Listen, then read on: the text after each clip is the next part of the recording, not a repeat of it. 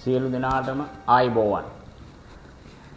මගේ පියාගේ නම KGH නන්දේසිල්ලා. මගේ පියාට සතුව කරඩියනාරු ප්‍රදේශයේ අක්කර 15ක ඉඩමක් තිබුණා. මෙම ඉඩම 1983 වර්ෂයේ වෙනකම්ම මගේ පියාගේ අනසකට යටත්ව මේ ඉඩම රුබි කුසාන් කියන පුජ්‍යලයක් වගා කටයුතු කළා.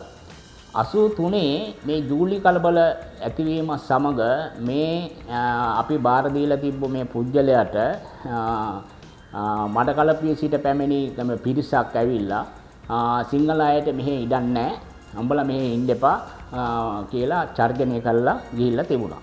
ඊට පස්සේ මේ ගැන මේ පුජ්‍යලයා මගේ පියාට එවපු ලිපියකුත් තියෙනවා. නමුත් අපි මේ මඩකලපුවේ එම දිනවල පැවති වාතාවරණය උඩ අපි ගියත් පියාට මඩකලපුව යන්න එපා බොහොම දරුණු තත්ත්වයක් තියෙන්නේ කියලා. ඊට පස්සේ මගේ පියා 2008 වර්ෂයේ මිය ගියා. 2011 මම ගියා මේ ඉඩම බලන්න.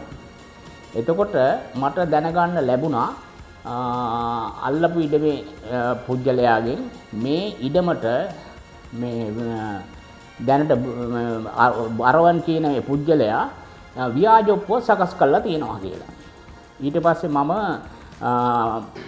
පත්තිරු අරගෙන බලනකොට මේක 1989 වර්ෂයේ මගේ පියා විකුණු බවට තමයි මේ පත්තිරු වල සඳහන් වෙන්නේ. නමුත් මගේ පියා 1989 භීෂණය බොහොම තදින් තිබුණු මේ වකවානුවේ කොහෙත්ම මඩ කලපුවට ආවේ නැහැ. එතකොට ඒ වගේම තමයි මගේ පියා ඔප්පු වලට චෙක්පත් වලට අස්සම් කරන අස්සනයි මේ ව්‍යාජ ඔප්පුවේ තියෙන අස්සනයි හාත්පසින්ම වෙනස්. ඊට පස්සෙ මම කොළඹ අපරාධ පරීක්ෂණ දෙපාර්තමේන්තුවේ කූට ලේඛන අංශයට මේ සම්බන්ධව ගිහින් පැමිණිලි කළා.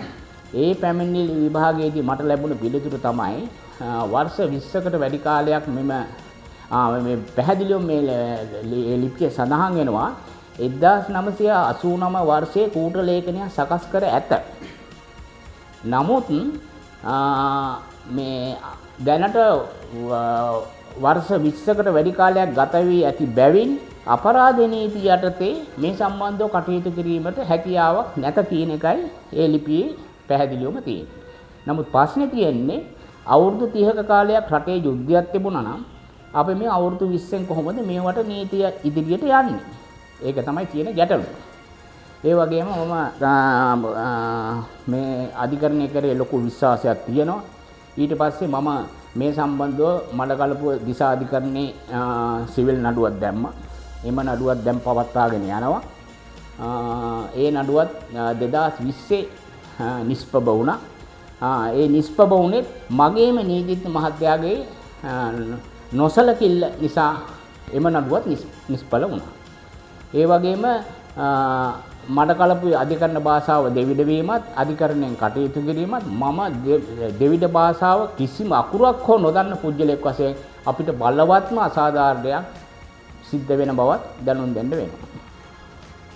මට කියන්න තියෙන්නේ මේ සම්බන්ධව